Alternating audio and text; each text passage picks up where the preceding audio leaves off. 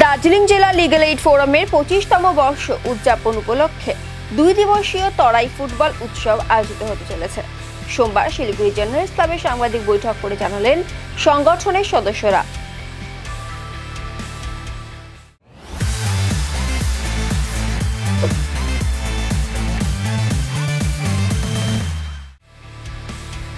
Legal aid ফোরামের রজত জয়ন্তী বর্ষ উদযাপনকে মাথায় রেখে ফুটবল উৎসবের আয়োজন করা হয়েছে।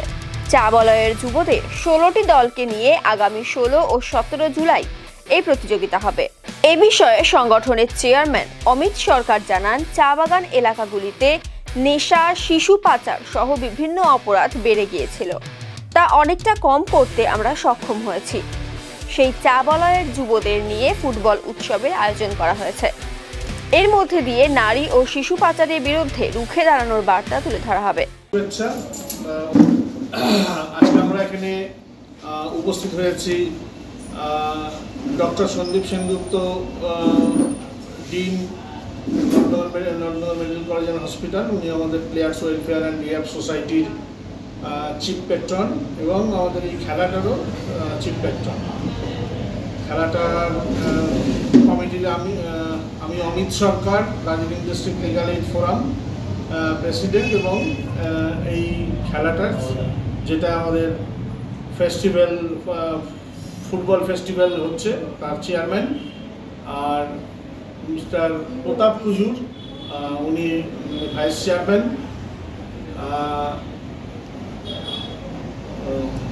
Rustam Soy Munda game secretary. আর কমলেশ ভট্টাচার্য, উনি এই খেলাটার টেকনিক্যাল ডাইরেক্টর। উনি প্রাক্তন Indian railway coach, football coach.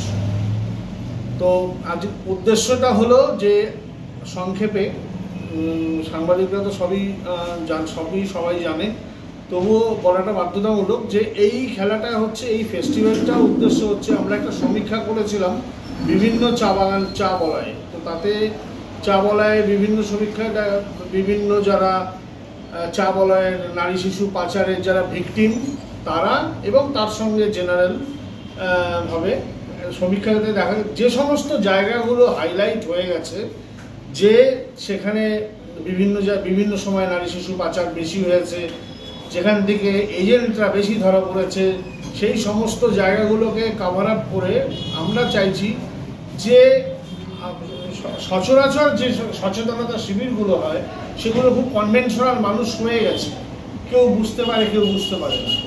এইবার আমরা আমাদের 25 বছর পূর্ণ হলো দার্জিলিং ডিস্ট্রিক্ট লিগ্যাল এইড ফোরামের এই 2024-এ। তো তাতে আমরা 2018 থেকে আমরা এই প্রোগ্রামটা নিয়েছিলাম, এবং তাতে আমরা বুঝতে পেরেছি যে ফুটবল এত বেশি জনপ্রিয় ফুটবল চা বলয়ে তরাই ডুয়ার্সে।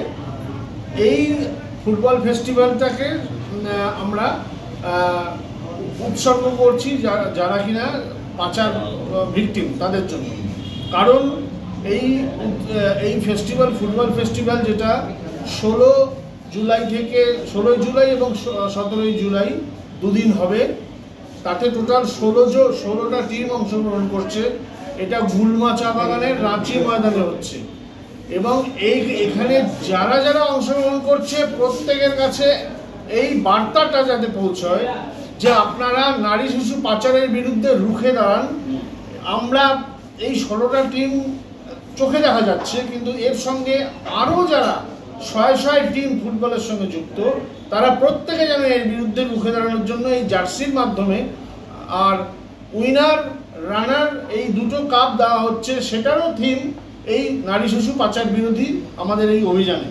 এটা একমাত্র Darjeeling district legal aid forum প্রস্তাব দিয়েছিলাম আমরা আইএফএ কে বলা হয়েছিল, এবং তারা বলেছে যে আমাদের কোনো আপত্তি নেই আপনারা যদি এই ধরনের উৎসব করেন, ফুটবল উৎসব।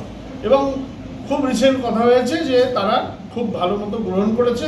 তার সঙ্গে লোকাল বডি তো আছেই, আমরা সবাইকে জানিয়ে, প্রশাসনকে জানিয়ে, প্রশাসনের সহযোগিতায় পুরো ঘটনাটা হচ্ছে। এবং আমাদের যে কমিটির আজকে যারা এখানে 5 জন দেখছেন, এ বাদে আমাদের একটা বড় কমিটি আছে, সেই কমিটিটাকে আমরা প্রায় 1 বছর ধরে এটাকে প্রিপারেশন নেওয়া হয়েছে এবং প্রথম দিন আমাদের ফার্স্ট লিগাল এইড ফোরামের সচেতনতা শিবির যেহেতু গুলমাচা বাগান থেকে শুরু হয়েছিল, এই জন্য গুলমাচা বাগান থেকে শুরু হচ্ছে এই ফেস্টিভ্যাল, কিন্তু এটা কন্টিনিউ হবে। অন্যদিকে এই বিষয়ে উত্তরবঙ্গ মেডিকেল কলেজের ডিন তথা প্রতিযোগিতার মুখ্য পৃষ্ঠপোষক ডক্টর সন্দীপ সেনগুপ্ত জানান, চা বাগান এলাকায় শিক্ষার আলো কম থাকা দরুন বিভিন্ন অপরাধ বেড়েই চলেছে। এই এলাকাগুলিতে অপরাধ রুখতে নানান উদ্যোগ নিয়েছে লিগ্যাল এইড ফোরাম। তারই অঙ্গ হিসেবে এই ফুটবল উৎসবের আয়োজন করা হয়েছে। শুভেচ্ছা, যেটা বলার নতুন কিছু বলার নেই, কারণ অমিত বাবু সবই বলেছেন। আপনাদের এটা প্রশ্ন রাখতে পারে যে ফুটবলের সঙ্গে নারী শিশু পাচারের সম্পর্ক কি? সত্যি কথা বলতে সরাসরি কোনো সম্পর্ক কোনো কিছুর সাথে কোনো কিছু নেই, কিন্তু যত আমরা যে যে জায়গাগুলোতে এই প্রবলেমসগুলো হচ্ছে, আমরা যখন শরীরের বিভিন্ন রোগ জ্বালার ক্ষেত্রেও অ্যানালাইজ করি বা সামাজিক ব্যাধির ক্ষেত্রেও অ্যানালিসিস করি, তখন আমরা দেখি যে এই প্রত্যন্ত এলাকা বা টি গার্ডেন বেল্টগুলো, ট্রাইবাল বেল্ট, তাদের জায়গাটাতে এই ধরনের প্রবলেমসগুলো হচ্ছে। এবং এটা আপনারা সবাই জানেন যে ট্রাফিকিং এবং নেশা এই দুটো জিনিস খুব প্রিডমিনেন্ট, এবং কতগুলো জিনিস খুব ইন্টার রিলেটেড। একটা হচ্ছে স্কুল ড্রপ আউট, একটা হচ্ছে চাইল্ড লেবার, একটা হচ্ছে অ্যালকোহলিজম এবং ড্রাগ, বিভিন্ন ধরনের নেশা, তার সঙ্গে অশিক্ষা, অপুষ্টি এবং ফ্যামিলিয়াল ডিসহারমনি।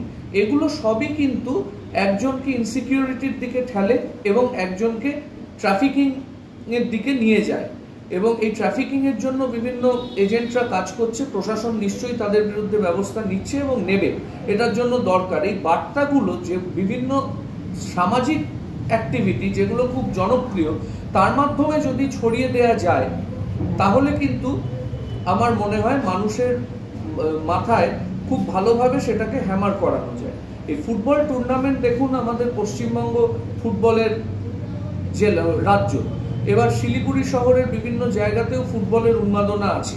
কাজে সেইখানে আমরা যদি ফুটবল টুর্নামেন্টকে এই জন্য বেছে নেওয়া হয়েছে, কারণ লিগ্যাল এইড ফোরাম আইনের ব্যাপারটা দেখে। আমরা সবাই এখানে রয়েছি প্লেয়ার্স ওয়েলফেয়ার রিহ্যাব সোসাইটির তরফ থেকে, এবং ওনারা যারা উদ্যোক্তা রয়েছেন তাদের থেকে, এবং ইন্ডিয়ান ফুটবল ফেডারেশনকে আমরা কনফিডেন্সে নিয়েছি যে বিভিন্ন টুর্নামেন্ট যদি আমরা অর্গানাইজ করতে পারি এবং সেখানে সবাই খেলবে, খেলার মাঠে অনেক মানুষ আসবে, কাজেই সেখানে 1:1-এও অনেকের সাথে কথা বলা যাবে। এবং আমাদের উদ্দেশ্য হচ্ছে যারা বিভিন্নভাবে সোশ্যাল কারণে সামাজিকভাবে যারা আক্রান্ত, সেটা শিক্ষার ক্ষেত্রে হতে পারে, স্বাস্থ্যের ক্ষেত্রে হতে পারে, ট্রাফিকিংয়ের ক্ষেত্রে হতে পারে, নেশার ক্ষেত্রে হতে পারে, তাদেরকে যত আমরা বিভিন্ন অ্যাক্টিভিটিসের মাধ্যমে সমাজের মূল স্রোতে ফিরিয়ে আনতে পারবো, এবং মূল স্রোতটা কি, তার আনন্দটা কি, সেখানে সেটা যতটাভাবে তাদের সামনে উপস্থাপিত করতে পারবো, তাদেরকে বিভিন্নভাবে অ্যাক্টিভ করতে পারবো, এবং তাদের আশেপাশের পাড়া প্রতিবেশীরা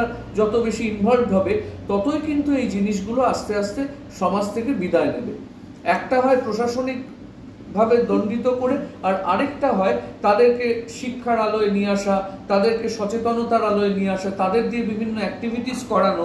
তাদের মানে তো শুধু তারা যারা ভিকটিম হয়েছে তারা নয়, যারা ভিকটিম হতে পারে বা যে সোসাইটিতে তারা রয়েছে তাদের সবাইকে নিয়ে যদি খেলানো যায়। আর এটা তো আমাদের প্লেয়ার্স ওয়েলফেয়ারের একটা স্বপ্ন যে রিহ্যাব সোসাইটির, আমরা তো ক্রীড়াদীপ্তি সেই কারণেই করেছি যে ক্রীড়া সচেতনতা সব দিকে ছড়াক, এবং আমাদের এখান থেকে জাতীয় আন্তর্জাতিক স্তরে প্রতিনিধিত্ব হোক, অলিম্পিকে মেডেল আসুক 2032-এ বা তার পরবর্তীকালে। কাজে এখানে ট্রাইবালদের মধ্যে অ্যাথলেটিক্স, ফুটবল, এগুলো তো খুবই ভালো তারা খেলে, তারা দক্ষ।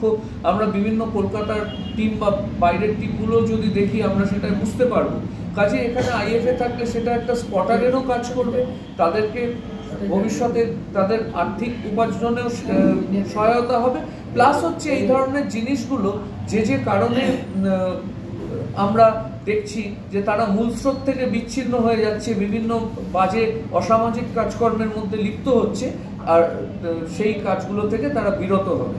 আর ফুটবল তো জোরে, স্বামী বিবেকানন্দ তো এই কারণেই বলেছিলেন যে গীতা পাঠ অপেক্ষা ফুটবল খেলা ভালো, কারণ তার একটা ছোট্ট গল্প আছে। উনি তার